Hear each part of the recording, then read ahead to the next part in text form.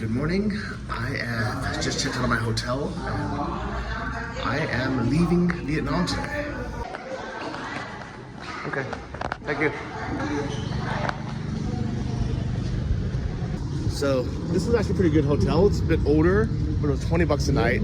Came with breakfast, that's rooftop pool. I didn't even end up showing it because so many places in Da Nang have the same, and it's right on the beach basically. But you can see the gray skies, the weather's not going to be very good these next few days. And you can see from all this kind of crap laying around from New Year's, it's not very nice to be here after New Year's.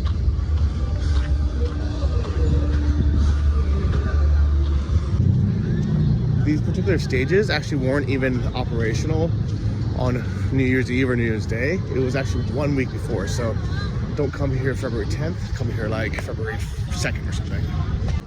But you can see it doesn't stop people from coming here and taking photos. And still having a nice little Happy New Year's day. But you would think that they would maintain this better. Like, it looks fine in the photo, but just all around it's kind of a bit trashy, which is a shame.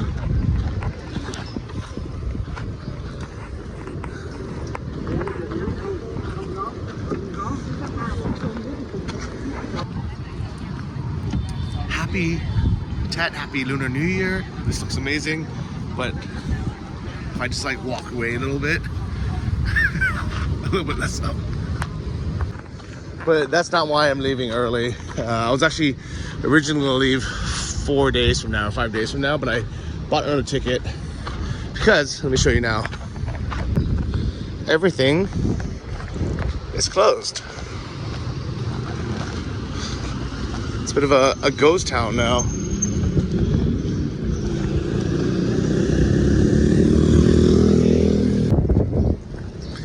This would be a massage place. This would be a little bad meat cart. These restaurants would be open. Even the mechanics are taking a break for a day. Or not for a day. If things were closed just for a day, it would be fine. But the whole town shuts down for almost a week. At least 4 days, 5 days. And I didn't realize that when I booked my ticket. I was like, oh yeah, it'd be so nice to spend the New Year's here.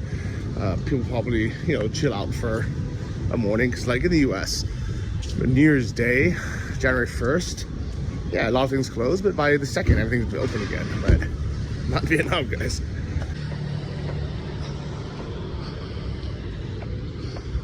Look at this, supermarket's still open. Yeah, I guess one nice thing is, even though it's past noon, there's nobody on the streets. I mean, literally, this is the quietest I've ever seen it. It says it's one lonely bike behind me. I could pretty much just walk in the middle of the street.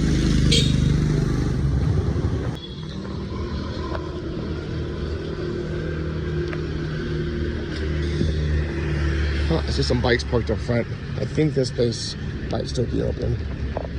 It's a good way to make money because, like, literally you have no competition.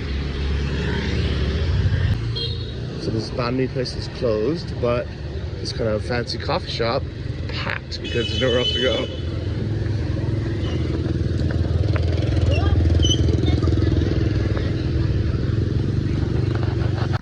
But just next door, I actually really wanted to eat here again. This little banh mi cafe, and obviously, unfortunately, they're closed.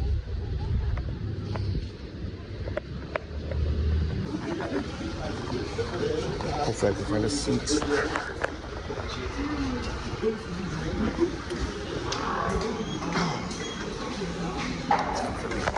completely packed.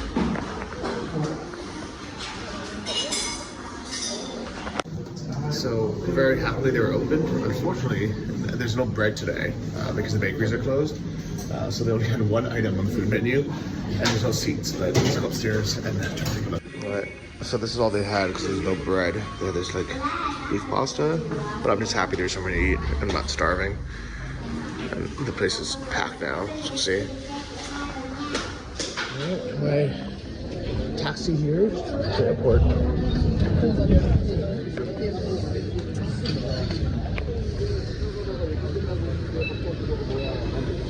Oh, he's done.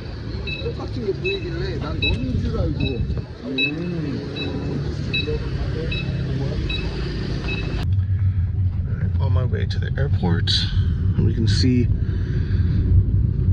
it looks like a few things are open, but it's pretty quiet. A lot of things are closed still.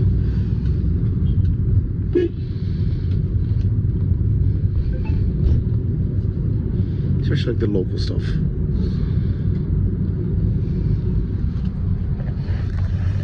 You know, all these local stands on the left. Banh mi, my meat, banh mi, and bao.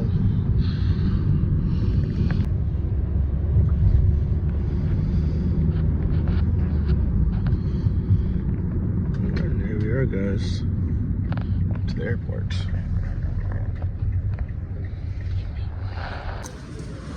That was easy. And what I like about Da Nang is the airport is very close to the city center or the beach. It's only a $4 ride on Grab. Grab is pretty much the only app you can use, but luckily they always have deals and it's always like a very reasonable price. But anyways, here we are. Going back to Thailand, living in Vietnam. Today is New Year's, so hopefully there won't be crazy lines, but I'm here very early, like 3 hours early, because you cannot check in online because Vietnam. That's just their policy for whatever reason. So I booked it through AirAsia, but it's a VietJet flight, and let's hope they let me check in.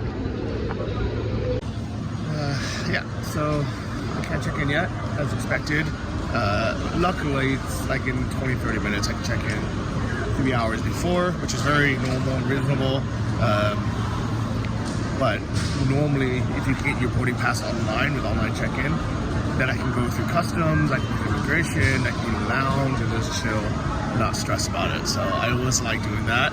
But luckily, I didn't come too early, because sometimes I come like 4 hours early.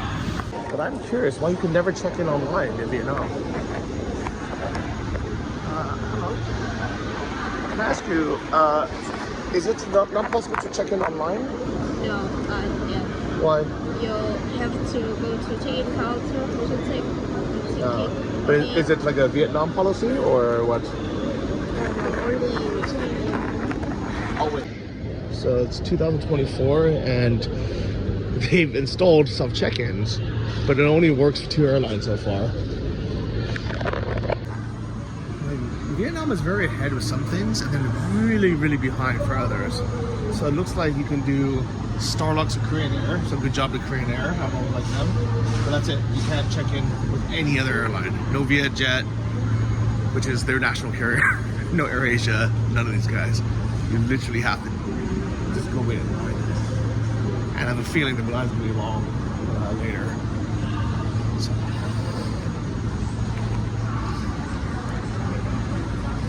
To do in Vietnam. Why can I not check in online with VietJet? With international flight, you cannot check in online. Why not? Only the counter. Why not? Due to our policy that the checking out stop in the counter, we need to check your document or something. But every other airline in the world, I can just upload the document. Yeah, but with VietJet, we got a staff for checking online for international flights. Because it's not convenient for us. Yeah, I'm sorry for that. Is it? Now we just checking. Is it a rule for all airlines in Vietnam or just VietJet? I'm not sure, but almost airline in Vietnam is like this. Yeah. And will they change it in the future? Until now, I don't have any information. But yeah. Okay. Thank you. I was tempted to go get a coffee, but I only have 15 minutes anyway, so I'm just gonna hang out. But there's no line right now, so I'm tempted to just kind of hang out near the front before there's a rush, because I'm sure everybody here is probably also waiting, but maybe I should just be comfortable. That's it. What would you guys do? Hang out there where there's no line? Or hang out here where potentially there will be? I'm a bit worried because the last flight is 6:10 and then the very next screen there's no 6:15 flight, which is the one I'm on. Keep watching. I think the next flight is 6:40 and that's to somewhere else. It's to Taiwan. Well, okay. It looks like it magically appeared 44 to 46, which is here, I guess. So we're waiting in line.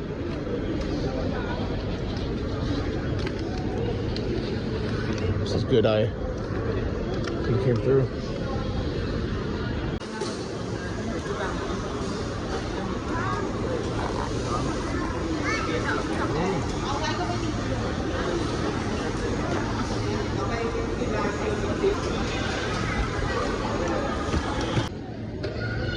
It looks like we are checking in.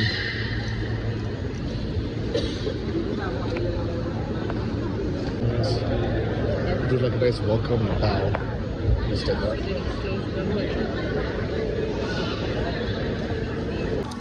Well, that was quite easy, and they give me an aisle seat. The one benefit of being forced to check in at a counter is there's nobody's buying the seats online, so I think that's actually a disservice for the airline, because when you check online, a lot of people, you know, like they upgrade, they buy seats and stuff like that, but since you go to the counter, they just give you one, and they look at me and they're like, yeah, I'm gonna give you an aisle or like an emergency row or something. So that is a benefit, guys. I'm trying to look at all the pluses from that one. And it looks like there's not that long of a line for immigration either, so hopefully I think it'll be easy. We'll see. Alright, well, I just got through immigration and security. It was a really good layout because you have immigration and then security right after.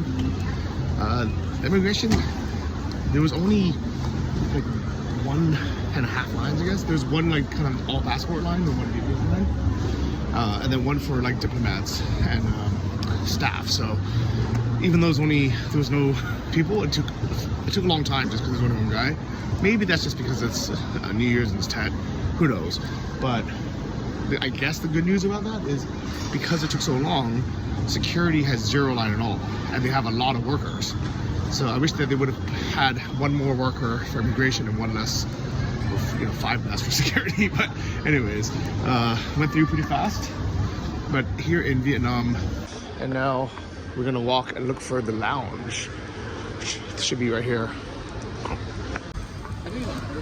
By the way, Vietnam is notorious for weighing your hand luggage and charging you if you go over the 7 kilos, which is allotted, which is like 15 pounds.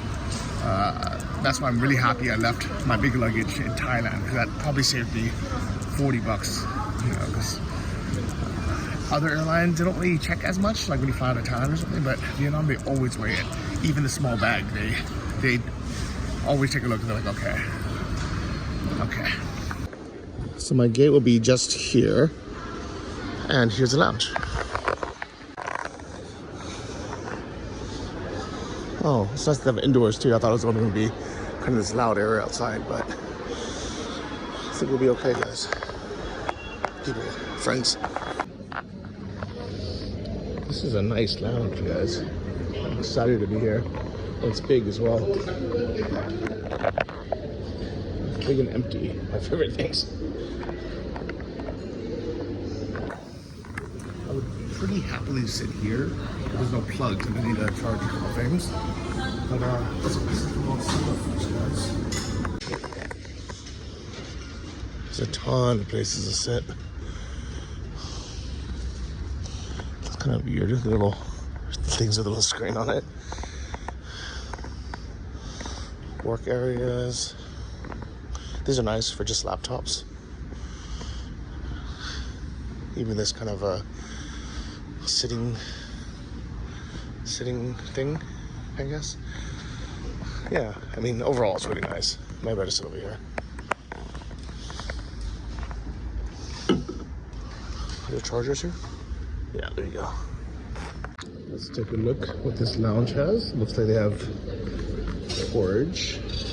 Of course, they have pho, but these are instant noodles, instant pho, which is pretty funny. Some bread, nice juice, of course, coffee. Here they have a little salad and dessert bar. Those will be pretty nice. And here's the hot food. Oh, this is nice. Different kinds of spring rolls, fried stuff, boiled eggs, spaghetti, some kind of fried rice with rice sticks. Let's start breakfast, which is 4 p.m. It's a bit strange. Curry chicken is good. This is huge. This is the best buffet I've seen in a long time. Look at this. Well, they literally have everything. Even braised fish. The only really strange thing is they don't have any silverware. They only have these. It's kind of ghetto. I found a spoon in one of these stores. Okay, so I asked why they don't have it, and it's because I guess it's a law in Vietnam because it's after security. And actually, somebody asked me this once. They asked if we had silverware in the business class lounges, and I was like, yeah, of course we would. But here, what's allowed is, take a look. You can have metal spoons, and then you can have chopsticks, which I'm putting up here, but you can't have forks or knives. The knives are kind of understand. Well, look what I have. I have a freaking feast. Look at this. Look at this. This is amazing. And I have a nice big window as well.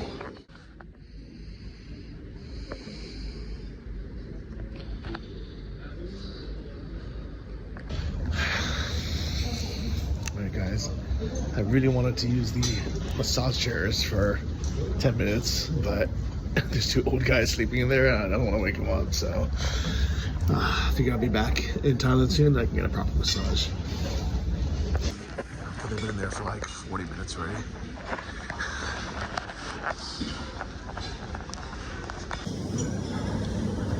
So it is boarding time. Very nice lounge. Actually, I think I can see the gate from here. Let's take a look. I think that's me. Gate 7. And it looks like people are just starting to get in line. So it's perfect timing.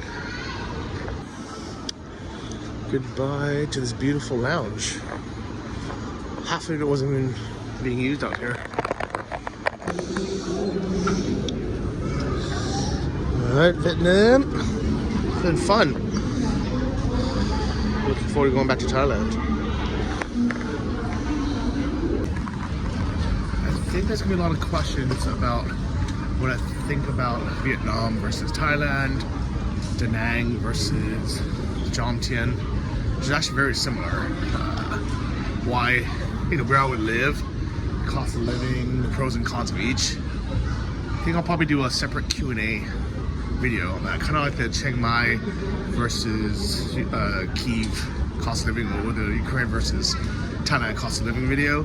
So if you want me to make that, if you have any questions, feel free to ask them below or on the next community post if you're a subscriber, and I'll make sure I add those into this month's Q&A, which will be dedicated mostly on that, I think. Anyways, here we are about to board.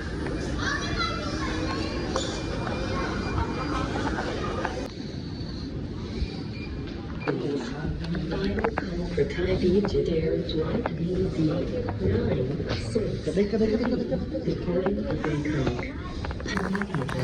So it's really nice that this flight is only an hour and 40 minutes. I get in at 8 p.m.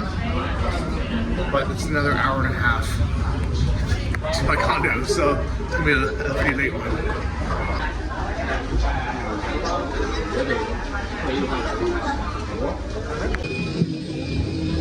I gotta look for 15D, guys.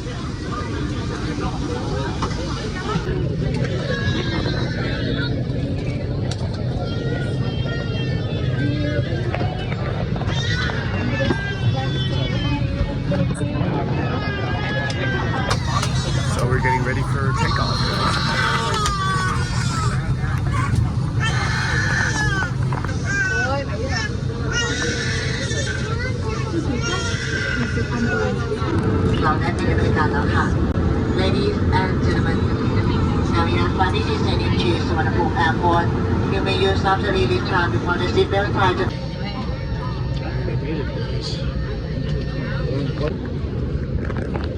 Welcome to Bangkok.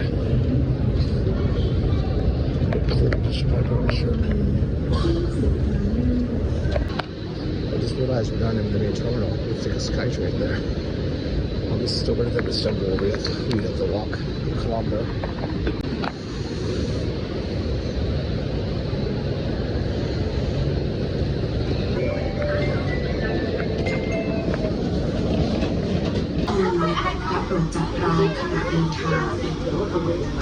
Here we go. We've arrived. Let's go to the Victoria restaurant. Well, I just made it through customs, so immigration. Super easy. There was like 1,000 people. Like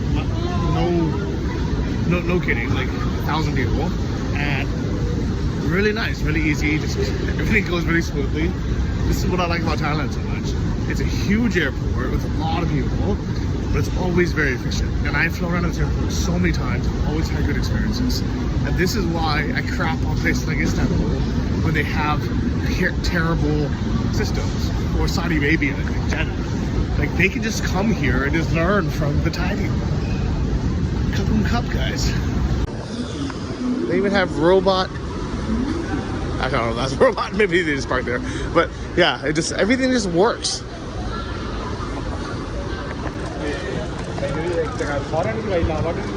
Alright, and it's 8:20 right now.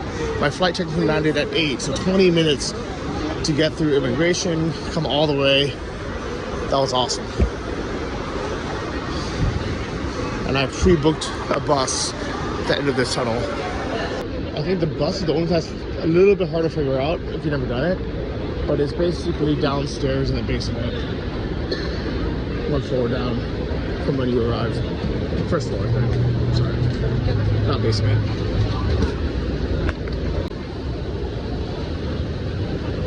Normally I just asked one, but I just remember it's just here. So my bus leaves at 9, the last bus of the evening to Pattaya. So I'm gonna use the restroom, I'm gonna get some food at the Magic Food Point, and then pick up my ticket. So let's start by picking up a ticket. The only slightly annoying thing is they never have a separate counter just to pick up a ticket you already have. You still have to wait in this line. Luckily it's not too long tonight. Alright, got my ticket, super easy, and a little snack. This sign always reminds me of Magic the Gathering, the card game that I used to play. It's much busier at night. I got my card, but it took a long time.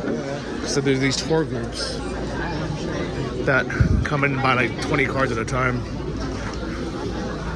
I think that's why it's so crowded. The word is out. The cheap food. Everyone knows about it. So I don't have a lot of time, but I decided to get the hottest soup in the world. Kind of a regretting my decision. And with 10 minutes to go, here we are. The bus.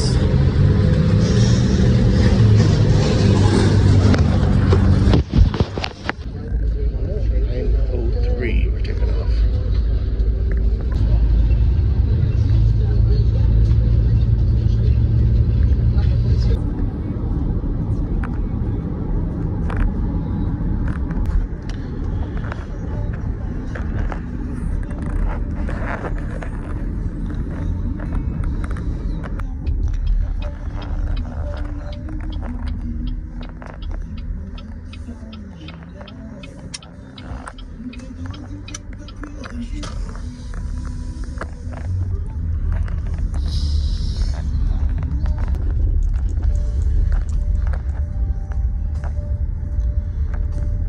A small road for a big hotel.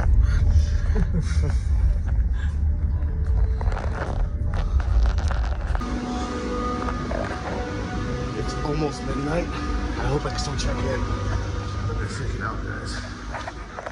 What's the worst? I'm gonna sleep on this couch. Where's the reception? Is it in this building? Has to be that.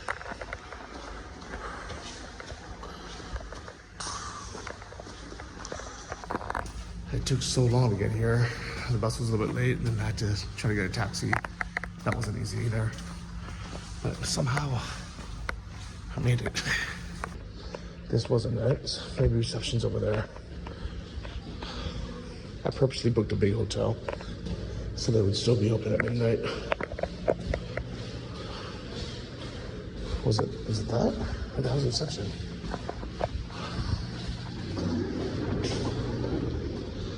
Such a strange place, guys. Look at this. Oh, thank God. I think we're okay. I was honestly a little bit worried that I would have to go to sleep. I knew I was gonna get in really late. The check-in's supposed to be till midnight, and I'm 3 minutes to midnight.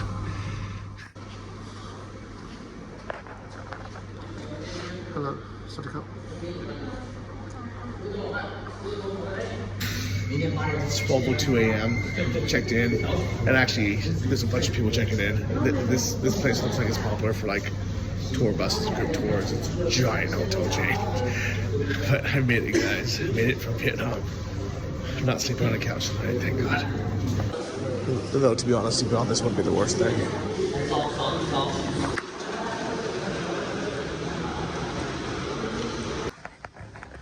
have no idea where my rooms are. There's no lights. There it is. And they also didn't tell me if it's A or B.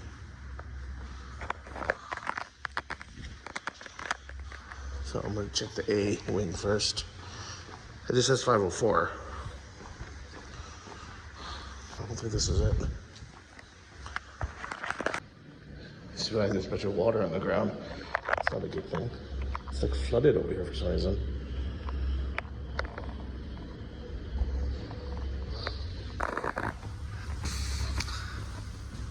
So you might be wondering why I'm staying at this super random hotel.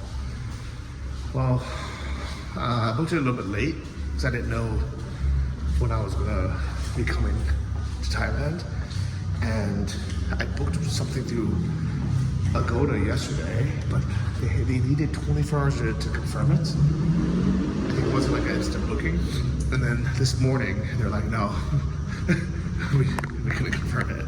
So I had to book something else on the same day, and I can either spend $100-something a night, which is ridiculous here in Thailand, when I can book a place for $300 a month. So I'm only staying four nights before changing hotels, and I'll get into it. But here I am, guys. The cheapest place I can find, still $32 a night. $32 a night, which is more than I spent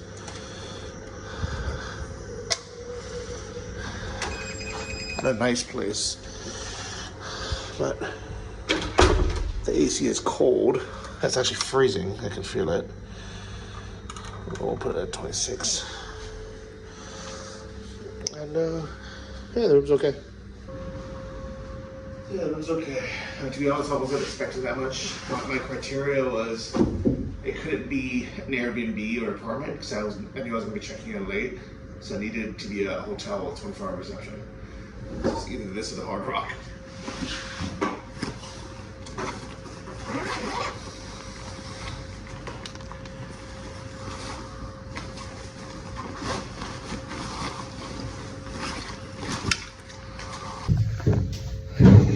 Today is one of those situations where if this didn't work out, I would have had so many "I told you so" comments saying, Johnny, why are you being cheap?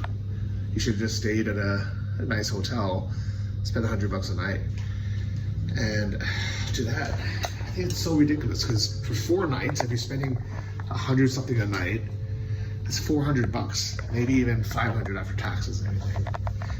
That's more than a month's rent here. Just to stay 4 nights somewhere, like, it's so ridiculous to me that I just refuse to pay that. But at the same time, my stress and almost being homeless for the night, that wouldn't have been worth it either. So it is what it is, guys. But I made it. This seems like an okay room. Not expecting much anyways. Yeah. What the hell is that?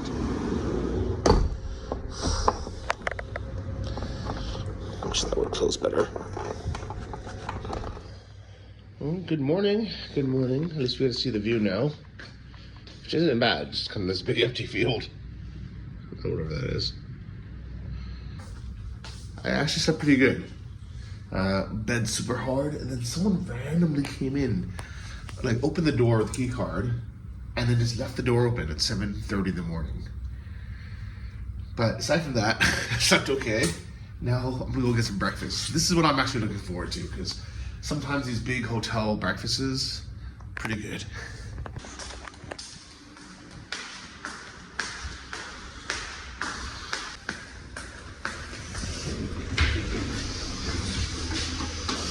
Look at this crazy mirror. I feel like I'm in a, what do you call it? One of those fun houses. A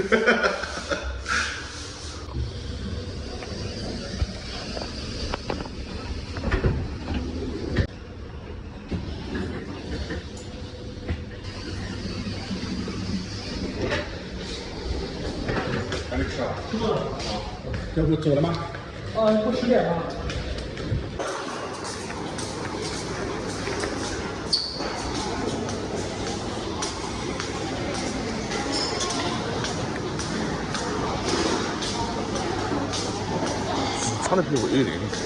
Let's see what the buffet is. Alright, let's see what the buffet looks like.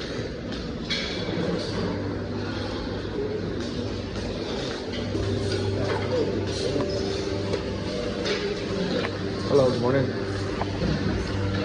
Got noodle soup. I had enough for the morning already. These eggs look pretty good.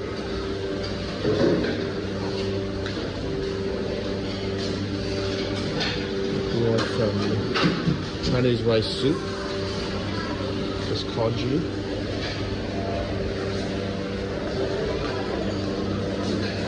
More random things. Most of them are empty, as you can see. It's kind of weird how spread out everything is. But yeah, overall, it looks good. Well, here we are. Here's a nice little breakfast. We'll see if I'll enjoy this for 4 days. Let's go watch some Jake Bro for some Ukraine updates. It's the usual cast of characters who support Russia. Elon Musk has pinned it to the top of his Twitter page. And I want to remind everyone, Putin is an internationally wanted war criminal for abducting children. So for people who support Russia and hate Ukraine, this is what they wanted to hear. This is what they wanted to see from Putin himself. That moment when you wanted a sensational interview with Putin to humiliate the United States and NATO, but got a 2-hour lesson in crazy, made-up Eastern European history. The soundbite that I think people have latched on to the most is when Putin started rationalizing why it was okay for Hitler to invade Poland. Poland refused to negotiate and give up territory, so the Nazis were justified in starting World War II and invading Poland. That was kind of a weird historical narrative to go on, justifying the actions of the Nazis, but Putin went there.